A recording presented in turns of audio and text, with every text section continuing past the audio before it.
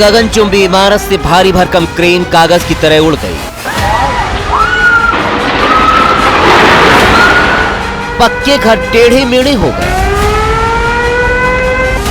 इमारत गिरी तो लोग कराह उठे।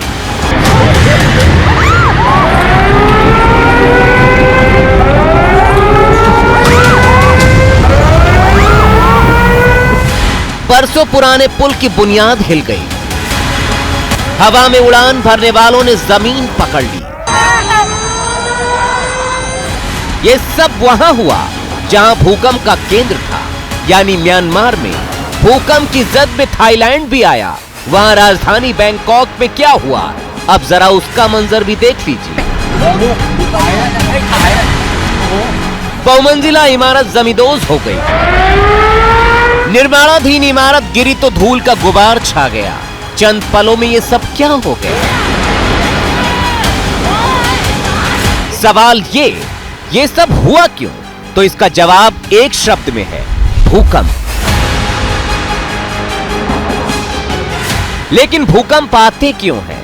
ज्ञान और विज्ञान ने बेशुमार अनसुलझी पहेलियों को सुलझा लिया है, लेकिन अब तक भूकंप की भविष्यवाणी मुमकिन नहीं हो पाई है।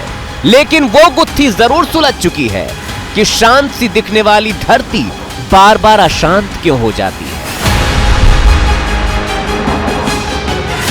भूकंप क्या है और इसकी वजह क्या है, इसे समझने से पहले जरा उस धरती की बनावट तो देखिए जो पूरी दुनिया के 800 करोड़ से भी ज्यादा लोगों का बसेरा है। पृथ्वी की 4 प्रमुख परतें हैं। सबसे नीचे आंतरिक कोर, इसके ऊपर बाहरी कोर, फिर मेंटल और सबसे ऊपर क्रस्ट। सबसे बाहरी परत यानी क्रस्ट में होने वाली हलचल ही भूकंप की वजह बनती है। पृथ्वी की सबसे ऊपरी परत यानी क्रस्ट एक समान परत नहीं है। ये पृथ्वी की सतह को कवर करने वाले कई टुकड़ों से बनी है। टुकड़े धीरे धीरे इधर उधर घूमते रहते हैं, फिसलते रहते हैं और एक दूसरे से टकराते रहते हैं। इन टुकड़ों को टेक्टोनिक प्लेट्स कहा जाता है और प्लेट्स के किनारों को प्लेट बाउंड्री कहा जाता है। प्लेट की बाउंड्री कई फॉल्ट से बनी होती है और ज्यादातर भूकंप इन्हीं फॉल्ट्स पर आते हैं। इन प्लेट्स के टकराने या दूर जाने से भूकंप आते हैं।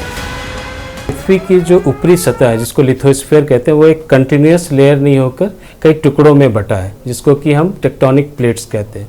और इन टेक्टोनिक प्लेट्स के अलोंग लगातार मूवमेंट हो रहा है और इन मूवमेंट के कारण जो है पृथ्वी की सतह पे तनाव उत्पन्न होता है और जब वो तनाव रिलीज होते हैं तो भूकंप आते हैं।